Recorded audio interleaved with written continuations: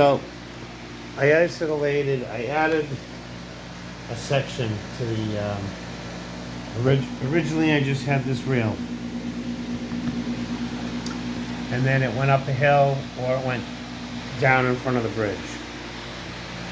I added a section to go outside where the dreyfuss Hudson is coming down.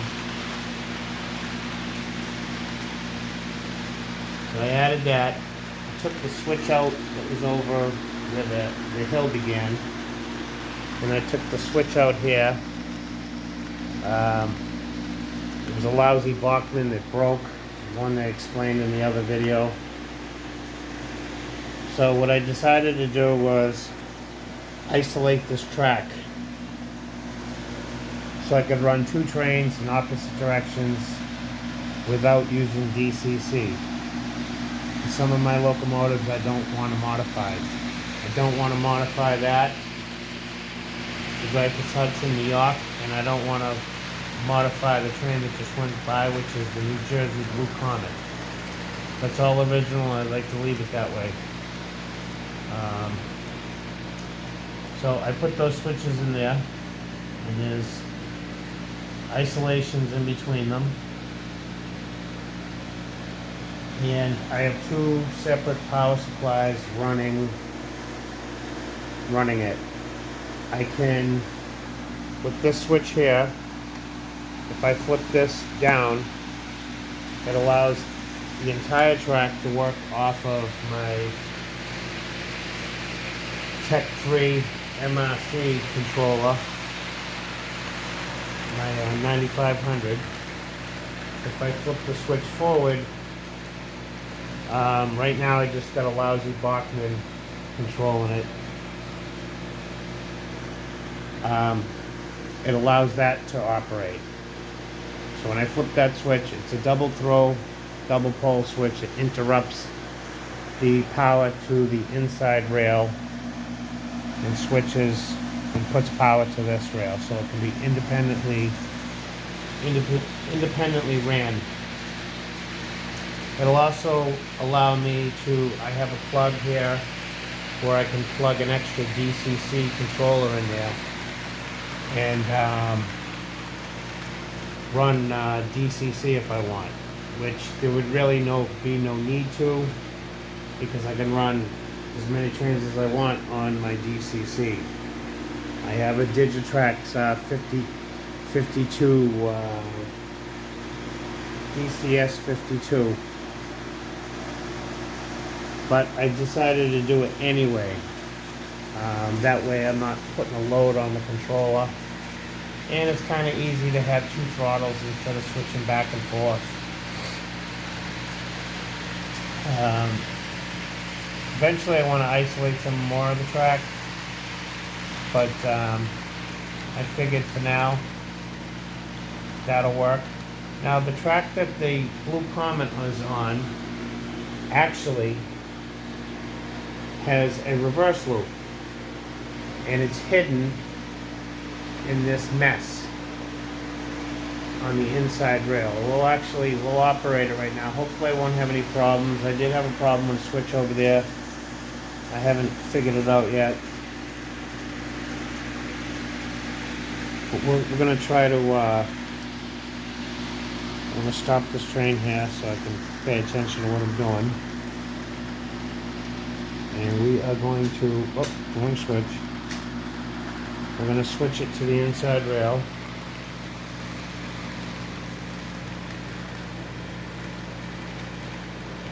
Alright, so there we go.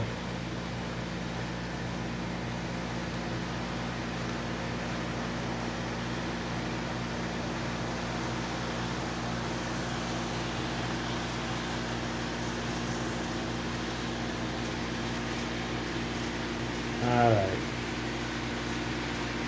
Now, this is a manual, because it's DCC, it's a manual switching unit. I have to do it manually. I do have an automatic switching unit for the DCC unit. Alright, so now I want to stop at that switch right there. I have to make sure I hit the right one because I'm an idiot. Alright, so now we're going to continue. And I think we're going to hit it right there. Boom. Now I have a dead short. So I have to reverse the polarity. And this switch, where is it? This switch here, the red light came on. Not only did that switch the polarity of the train automatically, so I don't have to switch it on the controller. That switch flips the polarity of the track that it's entering, and it switches the whole polarity of the circuit, the train itself. So I never reversed the train. I never reversed the controller. So when I flipped this switch right here with the red light on it, what I did was I added relays. So not only this is a single pole switch, on and off. And what it's doing is it's using relays. It's using relays to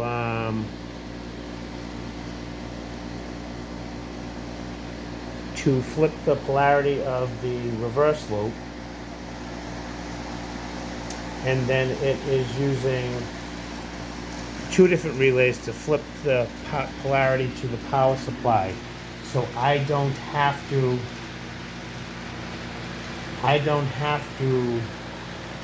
flip the reverse switch on the controller. When I flip that switch, it automatically does it.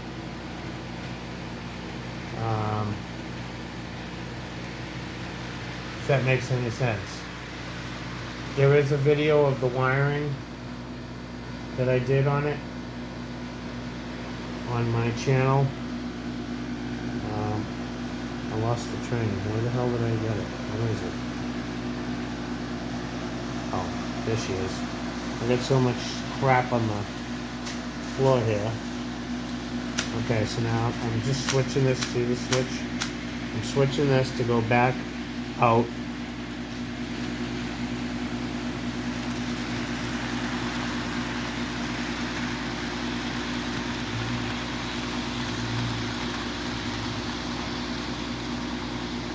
Now, I'm pretty sure I'm going to have to hit that switch again. I can't remember. It's been so long since I used the reverse loop. I think I have to hit the switch again. But I'm not sure. I can't remember. I'm going to find out. Yep. Okay, so now I flip that switch. Now I have to hit the reverse on the controller.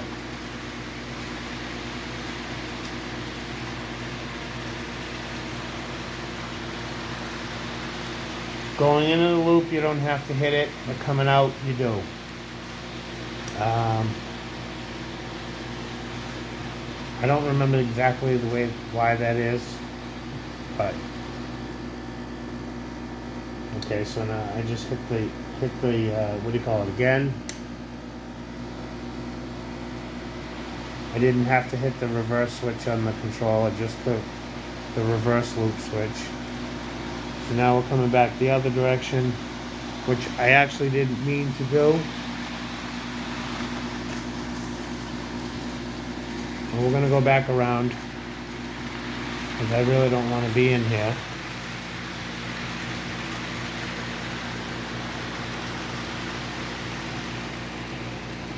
I'm going to switch that unit and switch.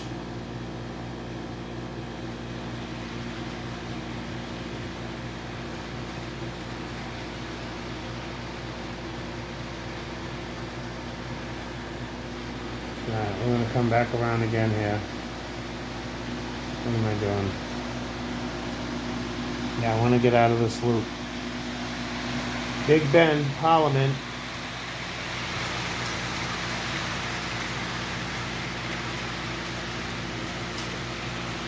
Okay, so now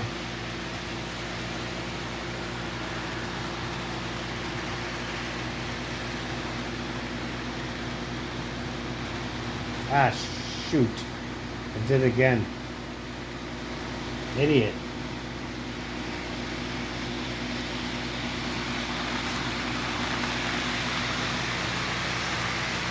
Hey kids, Big Ben, Parliament. There we go. This time we're gonna do it right.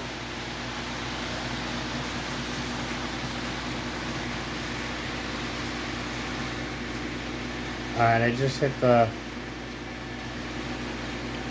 I don't know what I hit. There we go, yeah. I hit the exit. So I had to flip the switch again.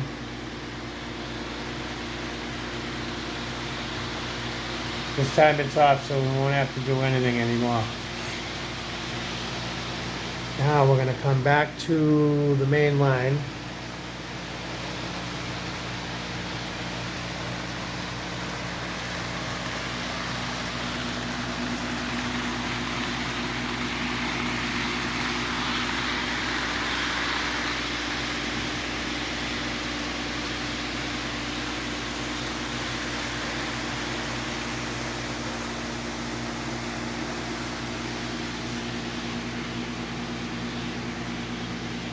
One thing I hate about these Riverossis,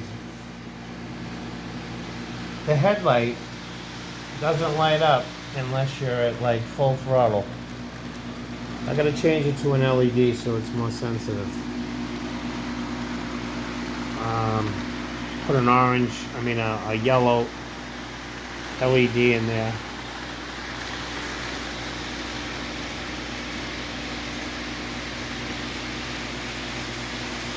Okay, so now that we have both trains facing in the same direction, I can flip this switch here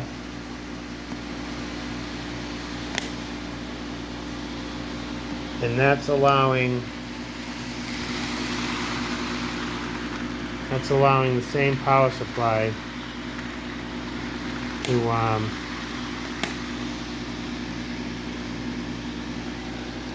run both trains. I think I got some dirty wheels on that Hudson. Yeah, she does not like this power supply.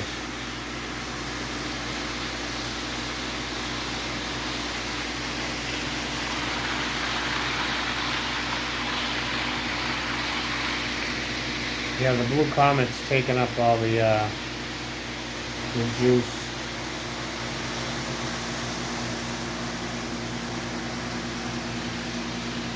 She's running better on her own power supply, so I'm going to flip her back over. We're going to have a little bit of a race here.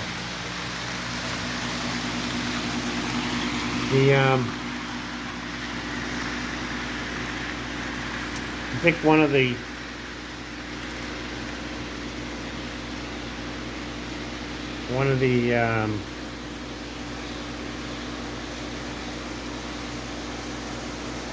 cars on the Hudson is dragging a little bit.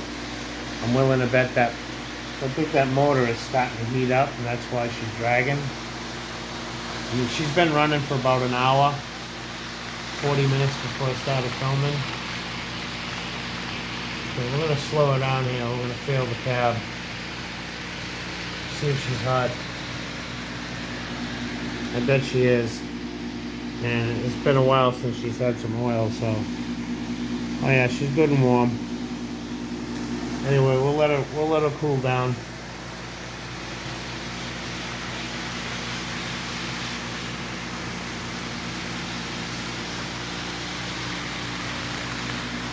Anyway, this is I love this train. I always liked the Blue Comet. I got this the train itself I bought off of eBay. It did not work when I got it. I haven't even cleaned the dust off it, and I've had it for over a year. It's been sitting up here. I took it apart and got it running. The commutator was all crudded up. The motor barely spun, but the windings weren't burnt or anything. I cleaned the wheels. The traction tires are still the original ones, unlike the Hudson, the traction tires have been replaced. I put black rubber on them, and one of them is, I believe, stretched out a little bit more unevenly, so it wobbles a little bit. I actually have to address that. But I just really love the New Jersey Central, the Blue Comet, the fact that it says Blue Comet on there. So I bought the train. I think I paid $60 for it. Some people might consider that too much, but I wanted it. Nothing was broken on it. It just didn't run. And the cars, I bought piecemeal. I bought 2 from one guy, 2 from another. Oh, excuse me, 2 from one guy, 3 from another, and 1 from another. I did the same thing with the Hudson, the train. If you notice, I have 2 mail cars. It came. I wanted the enough 2 mail cars. One guy didn't have the baggage car, so when I found the baggage car, it came with an extra mail car, so I just stuck them on there to have a full set. The rear car, I actually have another one over there. So I ended up getting duplicates of them, which is fine. I mean, pieces, parts, whatever. But I love both trains. I have to say the Blue Comet probably performs. I think it performs better than the Hudson. I think the Hudson motor is tired. And it's been a while since I oiled it, so maybe that's why. But she heated up pretty quick. I mean, I guess I ran it for about 45 minutes an hour. So now she's running a little bit faster now, but that's full throttle. And normally she's a little faster than that.